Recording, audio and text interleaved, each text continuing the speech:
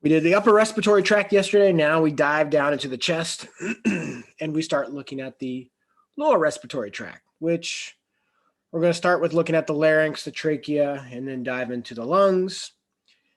And then once we get done with the lungs, then we can start looking at how gases get into the lungs from the atmosphere. It's going to be pretty obvious and easy. We will then look at how gas exchange occurs, how we load up the oxygen and carbon dioxide to the red blood cell, or to blood, I guess is probably the better way to put it, because it's more than just a red blood cell. So we can look all that fun stuff. The very last few slides, I'm not going to go over, and I'll point that out when we get to the end. And there will be a few other slides throughout the series of, can't remember if it's gas exchange or gas exchange, I believe, and gas transport. There'll be a few concepts that are on your slide, but I will not be asking you about on the exam. I'll point those out when we get there, okay? Just going to try to streamline some of this stuff. So as we start down into the lower part of the respiratory tract, we come into Mr. Larynx. And there's the larynx. The larynx is a fun, weird structure. It is a big structure that's nothing but cartilage and ligaments and some muscles. It's an ugly thing, to be honest. There are 30 some odd muscles that attach into this thing. So there's quite an extensive amount of musculature, but look at everything that I can do with my voice. I can change it. I can do much. See, I'm not the guy from Police Academy, but I can do a lot of different things with my voice, thanks to all of these muscles that are there that help to change the shape of the opening of the glottis, that help to change the tension that occurs onto the true vocal cords, and a whole host of other things that if I was to practice, I could get really good and make a whole bunch of sounds like that dude from Police Academy. All of that thanks to the plethora of muscles that we have within here. We'll point them out, but I'm pointing them out as kind of like a big umbrella terminology. So they're all important. We just don't get into them. Don't have time. Functions of the larynx, probably the number one is the air passageway. That's a no duh. As you breathe in that air through your nose, nasal vestibule, nasal cavity, nasal pharynx, oropharynx, laryngopharynx, and then boom into the larynx, and then that focuses it down into the trachea, which as you can see is right here.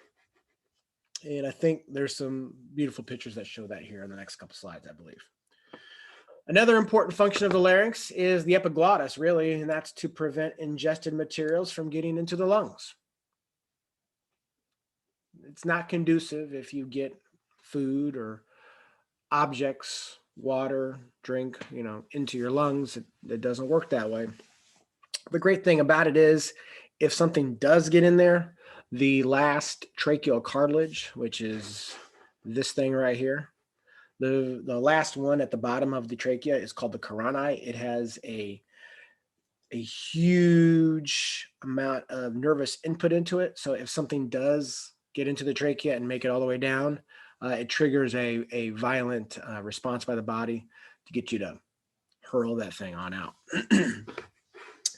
The third function of the larynx, we're doing it right now, or I'm doing it right now. Anyway, maybe you are at home if you're not paying attention. You are producing sound for speech. These are going to be the vocal cords, sometimes referred to as the vocal ligaments, and they are going to be vibrating as air passes over them. The more air passes over them, the greater the sound. The less air that can get by them, if for some reason these vocal cords or ligaments were swollen and inflamed, a lot of air wouldn't be able to get through them or between them, and you wouldn't be able to produce sound. And that's when you sound like this and you can't hear me right. And that's what you would sound like. There are a number of cartilages, and I'm only really asking for the 3 unpaired cartilages. These are major ones. There's 3 of them intrinsically within the larynx that I think you'll see on the next slide, and I'll make reference to them. And they're there to really help with the ones intrinsically are there to help with applying the right amount of tension to those laryngeal ligaments, to the vocal ligaments within the larynx there. So that's what those do. These kind of define the big anatomy of it. The epiglottis, we've talked about it a few different times. Here it is. There it is. Epiglottis or epiglottic cartilage, you may see it listed as. The epiglottis, it just covers the glottis. What's the glottis? There you go. There's the glottis, the opening. Okay. The opening. Excuse me. So that's what its claim to fame is. Closes the laryngeal inlet during swallowing, so you don't get crap down into your trachea. The most inferior margin of the larynx is the cricoid cartilage. There, and there it is right there. If you look out on the back side, it's actually kind of pretty big. On the front, there it is, and that defines the most inferior aspect of it. But when you turn it around, it's kind of this big old piece of cartilage here as well. So even though it doesn't look like much on the front, there's a bunch of it on the back side. It's just there for attachment of muscles, as you can see. But it marks the most inferior aspect of the larynx. Epiglottis is like the top, cricoid is the bottom. Find the cricoid, and then you can do your tracheotomy at home. The last one, the thyroid cartilage, okay, gives you your laryngeal prominence. Adam's apple, right? Much thicker, much enlarged in a male, thanks to testosterone. Kind of marks the whole anterior surface of it, to be honest. So those are the 3 major laryngeal cartilages that you should know about. Kind of define the shape of the larynx itself. There's what it looks like, from the front, from the back, from the side. And as you can see, I mean, these laryngeal cartilages define the shape of it, and, they give spots for attachments. That's really all it does. The cuneiform, the corniculate, and the arytenoid. These are your 3 intrinsic, laryngeal cartilages, and they provide tension for the vocal cords. They fine-tune the opening of the glottis, the opening in between the vocal cords themselves. So they just do some fine-tuning of it.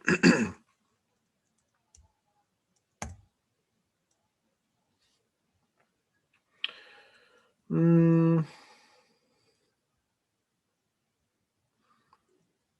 don't show it here. I didn't think so.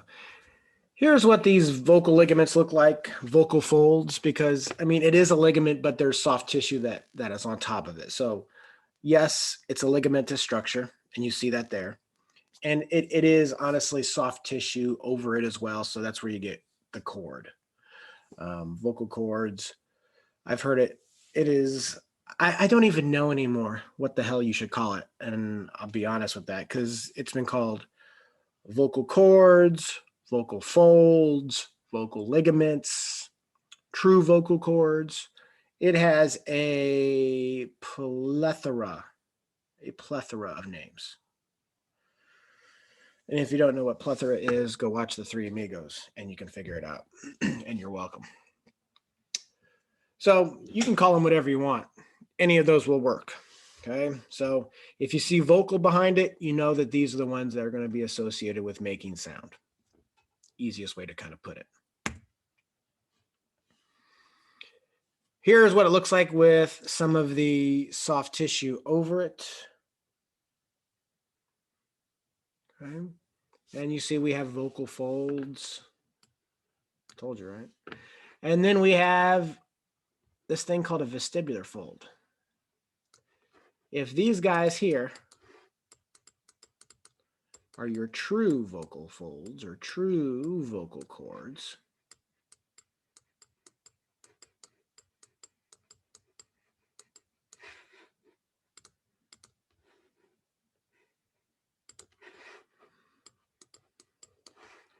These guys here are your false vocal cords. These do not make sound. They're not involved with the process of it. That is only your true vocal cords. The false vocal cords, or vestibular folds or false folds. Oh, vestibular is usually the most common name for them. These vestibular folds, these help protect. They protect the true. Protect true. And I'm just going to put VC. Okay. They protect the true vocal cords. That's all they do. They are. There's not really a good picture that the book has of it, and that's very disappointing. But it's, if you look down into it, so let's get it and look down in. If you cut it open, it's just like a little fold of tissue right above the vocal fold. So I don't think I have a picture over here either. Okay. So the blue line is the true vocal cord. And I have a little flap of tissue right here that is just right over it. And when when it closes, it kind of closes over that true vocal cord there to help protect it.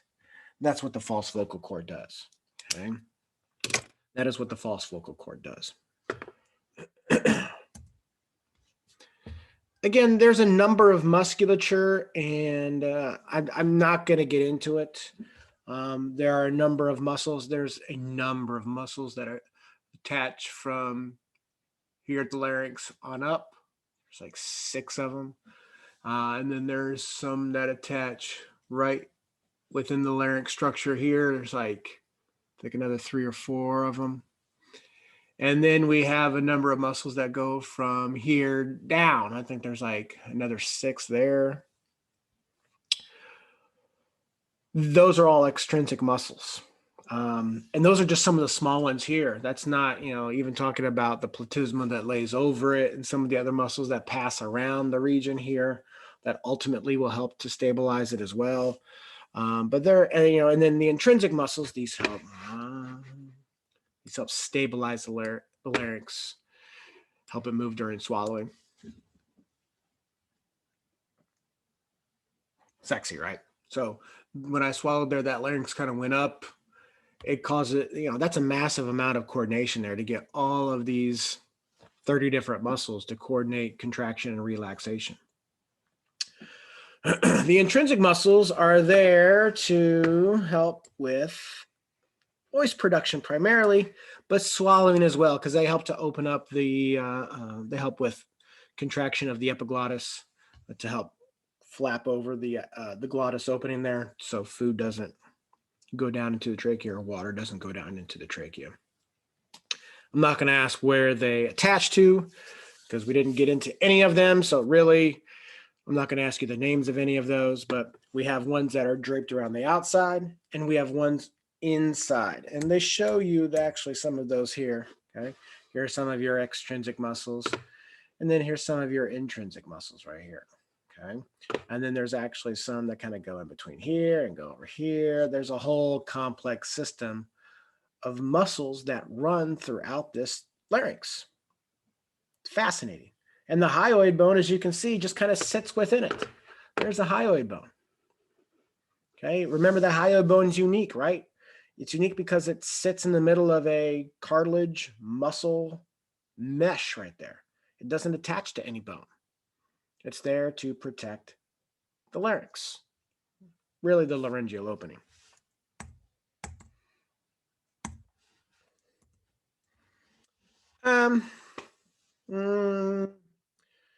Sound production is what occurs when air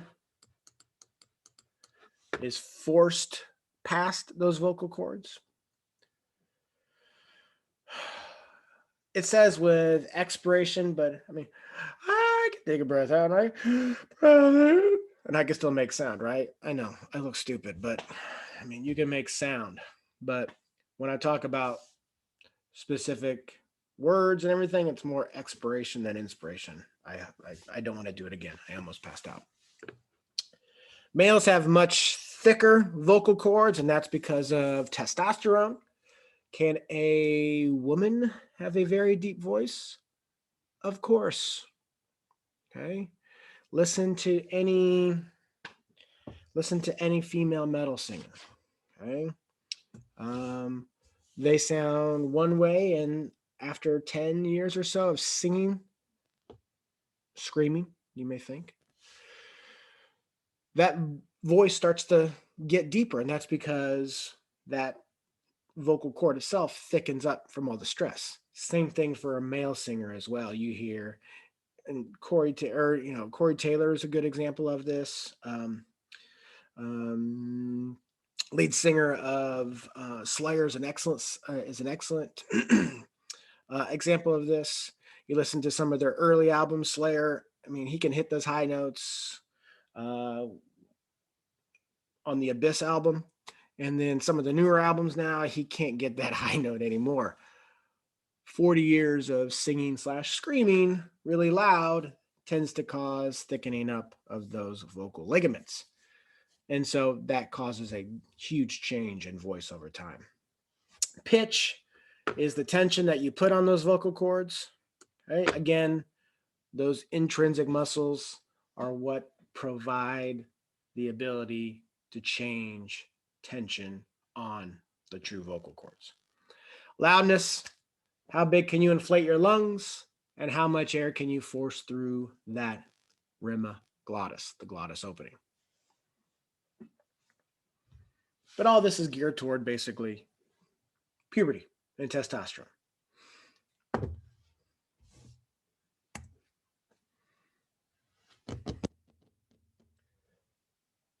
We go through the larynx and we enter into the trachea. Okay, and here's just a picture of somebody doing a tracheotomy. I just thought it was a beautiful picture of the trachea, so that's why I kind of put it in here. Man, I'm glad I don't have to do that on somebody, right? I think that's a picture of a deer. All right. So we go through the larynx, and now we are in the trachea. I'm not going to ask how long it is. It's just there to kind of give you a sense of its size. I mean, it's not, it's about right there. Okay. It is anterior to the esophagus. That's something that's important. Okay. It is anterior to the esophagus. And it comes complete with a C-shaped cartilaginous ring. We call them tracheal cartilages. Okay. And there it is right there. Okay. There's the tracheal cartilage.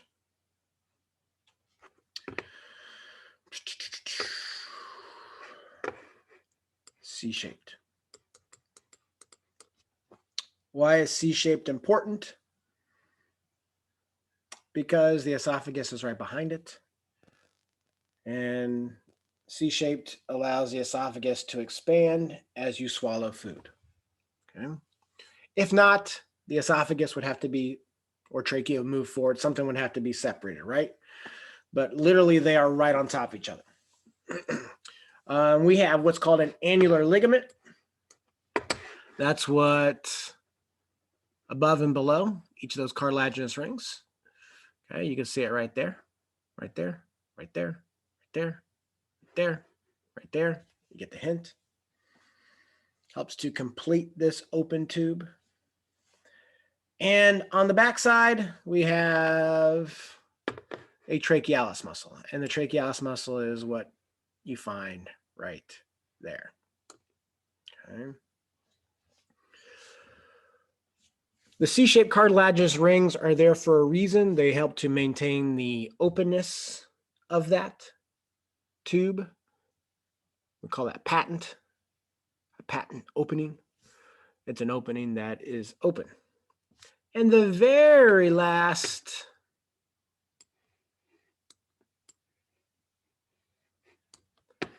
The last cartilage, the last tracheal cartilage, that is the caroni.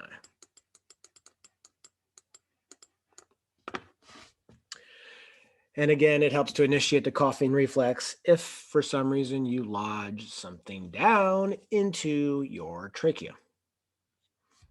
And that's it right here.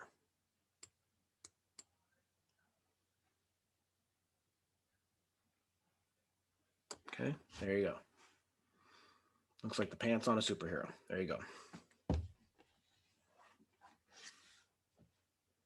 Trachealis muscle is involved with coughing, so it can contract to help expel things that are in the trachea.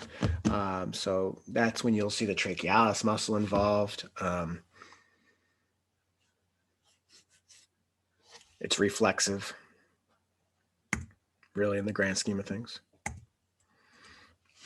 When we look at the histology of it, there's a lot that goes on there. Just know that it's pseudostratified ciliated columnar epithelium. That's really the only thing I generally ask when it comes to the epithelium. There will be a handful of epithelium of histology type questions associated with all of the chapters. At least there have been in the past. I assume I'll maintain that. Excuse me. So it is ciliated pseudostratified columnar epithelium. And here's that mucus that the goblet cells. There's your goblet cell. Okay. Here's the cilia all beating up towards the mouth. And there's your mucociliary escalator that we talked about the other day. Anything that gets swallowed, inhaled, gets trapped in that mucus, and we can beat that up towards the mouth, and then you can decide whether or not you want to swallow it or spit it up. The difference between you and a smoker, let's hopefully you don't smoke. Smoker loses those cilia on the surface of that pseudostratified. Over time, it can cause that pseudostratified to change as well. But let's just look at it from a cilia standpoint. The cilia from the bombardment of that carcinogen die. And so now, how does a smoker get rid of particles that they inhale or swallow? They cough, right? So that's why smokers have to cough a hell of a lot more than us non-smelly non-smokers. Smokers smell. I'm sorry, you do. I apologize. Well, I don't, but you do. At the caroni, the trachea ends, and it branches into your left and right lung. This is called the main bronchi. You have a right main bronchi and a left main bronchi. The most common thing missed on this last lab exam, and to be honest, this last lab exam is generally an A. There has been, I think, in my umpteen years of teaching, I think there's only been one semester where the class did not get an A. So if that tells you, I don't know what it is about reproductive system, but it gets people going and they learn it. And I guess they know it. I don't know why. Reproductive, urinary, digestive, respiratory. Everybody seems to do really well in this last lab exam. So hopefully that will continue. I think it was only a couple semesters ago when we broke the streak.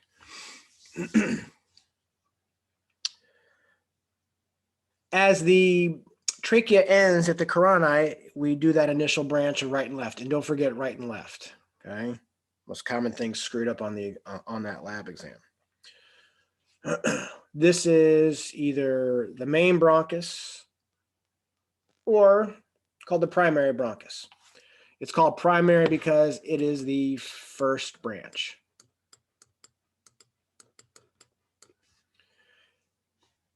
As soon as the primary bronchi or the main bronchi, bronchus singular, bronchi plural, it enters into lungs and then immediately starts to branch and branch and branch and branch. An extensive amount an extensive amount of branching occurs in this bronchial tree. Why is there an extensive amount of branching within the lungs? Because we want to get this thing down to as small as possible, where we can have gas exchange occurring in the alveoli. The bronchi enter into the lungs at what's called the hilum.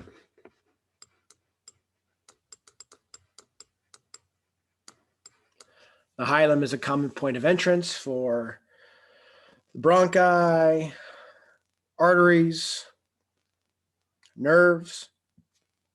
They are a common place where everything exits. Lymphatic, veins, everything. Everything comes in and out at one location.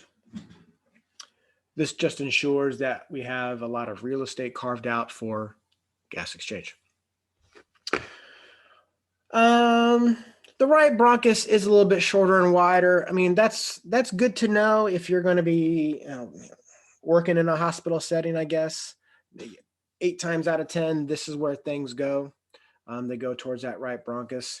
The left bronchus is just more angled here, where the right bronchus is more kind of down a little bit.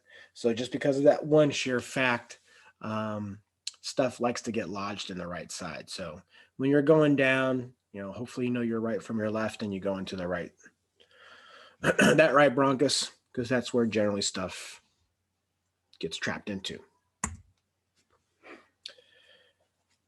Beautiful picture showing primary, secondary, tertiary, and then a degree of branching that just occurs and occurs and occurs. Okay.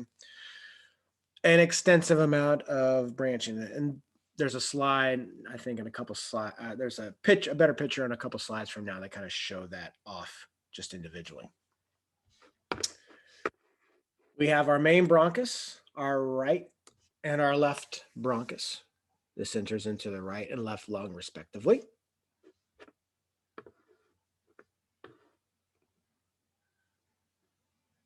Sorry. Where am I? Yes, primary bronchus. Sorry, I had something pop up. Primary bronchus enters into the lung. As soon as that primary bronchus enters into the lung, it starts to branch. It branches because it's going to extend into a lobe of a lung. As this branching occurs, it becomes lobar bronchi. An old school name is secondary bronchi. I think they're trying to get rid of primary, secondary, and tertiary. So try to call it lobar bronchi. I won't slash you if you say secondary bronchi though, but they are technically lobar bronchi now. And as you can see from this picture here, the left lung has a couple different lobes, so it's only going to have 2 lobar bronchi. The right side there has 3 lobes. It's going to have 3 lobar bronchi. So there is some differences between the 2 lungs where they both have a primary or a main bronchus. From here on out, they're going to have different numbers. And that's because the presence of the extra lobe on the right side. Why is there not a 3rd lobe on the left side of the lungs? Can anybody venture a guess?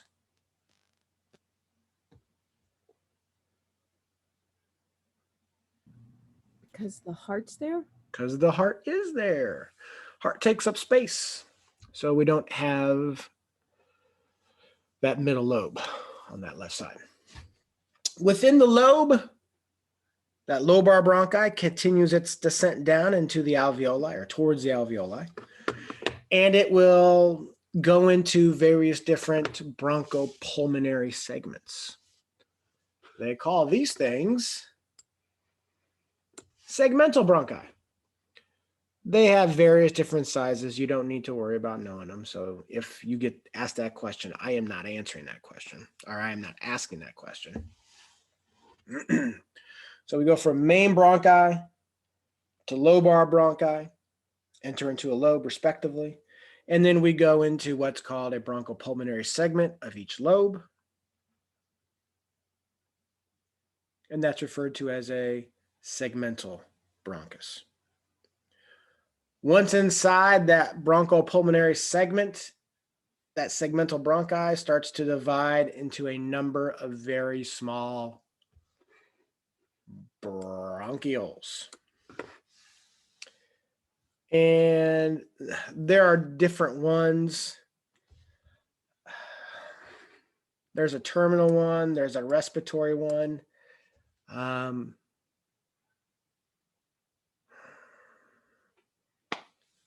probably won't ask you to distinguish between the two, to be honest. It's just the bronchioles divide, stay about the same size, whether they're terminal or respiratory. The only difference between them is the respiratory bronchiole is right before air hits the alveoli. That's really the only difference between the two. But they look pretty damn similar. Let me go here and kind of show it off here. So this does a great job of showing here. Here's where's my thing? There it is. Where the trachea is. Okay. Here's our primary bronchi. Or main bronchi. As soon as it enters into the lungs, let's just say it's right here. Okay. It enters into the lungs, and it now starts to branch into my lobar bronchi. Okay. Lobar bronchi. As we descend further down into this thing, I hope you start to see a change. Sorry, wrong button. You start to see a change occurring here.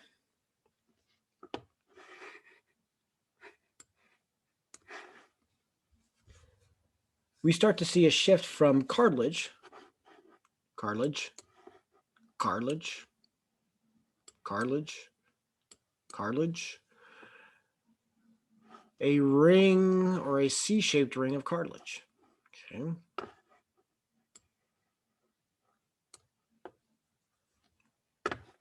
Okay. As we get deeper and deeper into the lungs, that cartilage ring, okay, or C-shaped cartilage ring, starts to, it starts to really go away. It becomes a plate. If you see cartilage plate, whereas cartilage starts to diminish as cartilage goes down,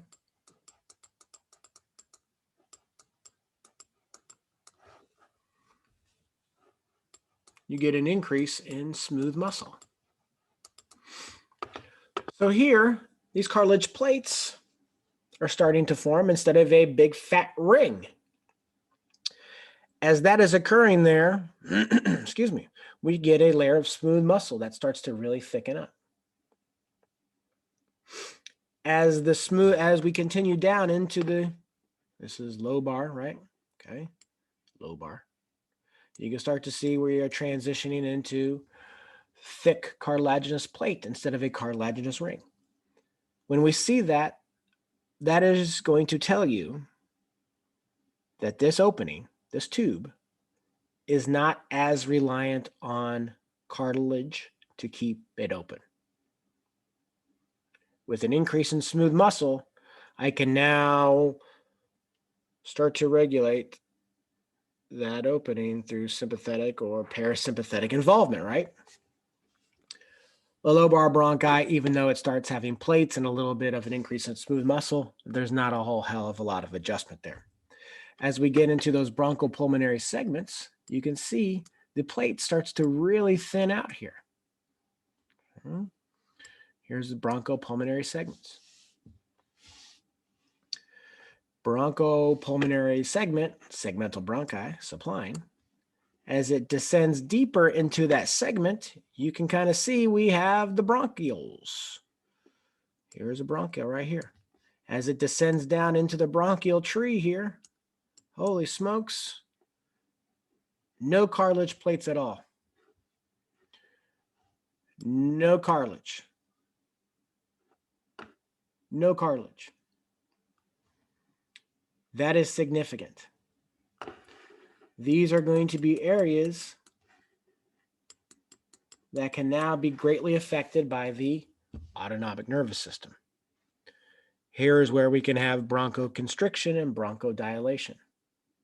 It's just like vasoconstriction and vasodilation, right? We just change the root word, broncho, lungs. If we bronchoconstrict, less air can get into the bronchial tree. If we bronchodilate, more air can get into the bronchial tree. Makes sense. Okay. And there's a cross section of the bronchial, and it looks the same all the way down. Okay. So in the first 2/3 of the bronchial tree, there's cartilage rings, cartilage plates that help to maintain the openness of these tubes. I don't want these tubes to close, right? If that tube closes, I can't breathe. I can't have gas exchange. So it's these rings and these plates that help to maintain their openness. As we get down into the bronchioles, there's basically no cartilage at all. It's all smooth muscle at this point. All right. Here, I can regulate that now. The autonomic nervous system can regulate that. Sympathetic and parasympathetic involvement can help to constrict or dilate these tubes. And that can affect airflow into the alveoli. Not enough oxygen, let's dilate. Too much oxygen, let's constrict.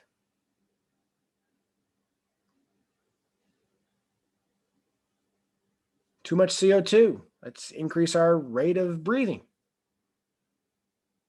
So there's a number of things that are going to be happening because of the autonomic nervous system, and we'll hint at some of that a little bit later in the lecture. The last little thing here is the respiratory zone, and really, guys, the biggest thing that you probably should worry about, honestly, is the alveoli.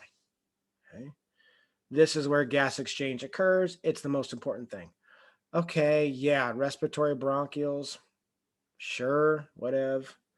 Alveolar ducts, okay.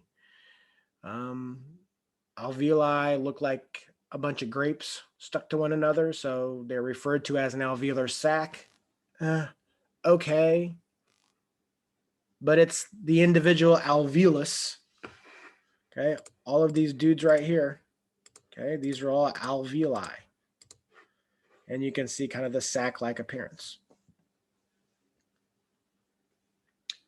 This is where gas exchange occurs. That's why you need to know this one. It is,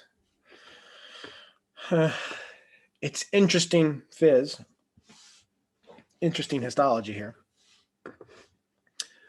But it goes from pseudostratified columnar to some columnar to some simple cuboidal to simple squamous, right? What's the alveoli do? Gas exchange. So wouldn't it make sense that this would be simple squamous epithelium, right? Of course it would.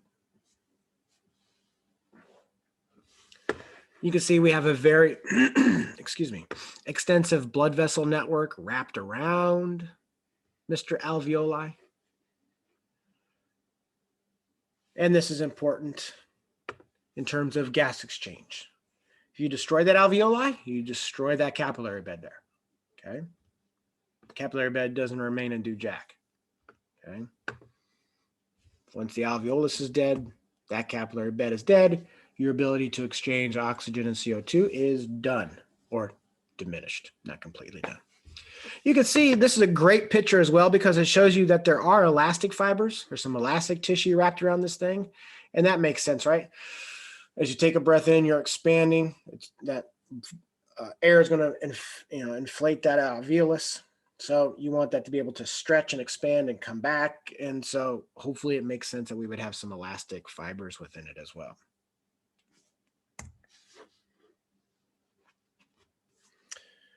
When you look at the alveoli, this is a great little picture. They're not just an individual, okay? They're not just an individual circle, okay? They're not, where's my thing?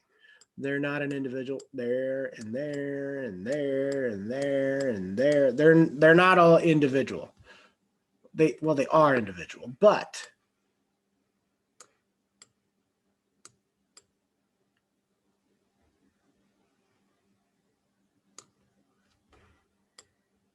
dang it.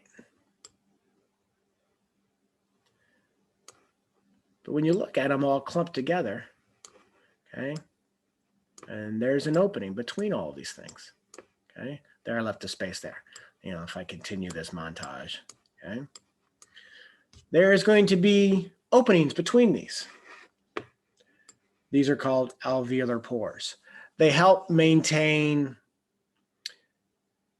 inflation within the alveolar sac.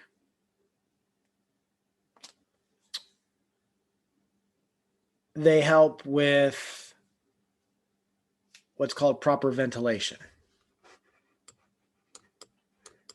They help ensure adequate exchange of oxygen and carbon dioxide. Okay. So this entire alveolar sac acts as a unit. Yes, individual alveoli is where the magic happens, but these alveolar pores allow the sac to function as a unit. The last thing we have here, probably the most important thing in terms of the alveoli, that is the cells that we have here. If I just go to the very bottom here and just start at the bottom and work my way back up, alveolar macrophages, these guys are macrophages that stay there. They don't travel out anywhere.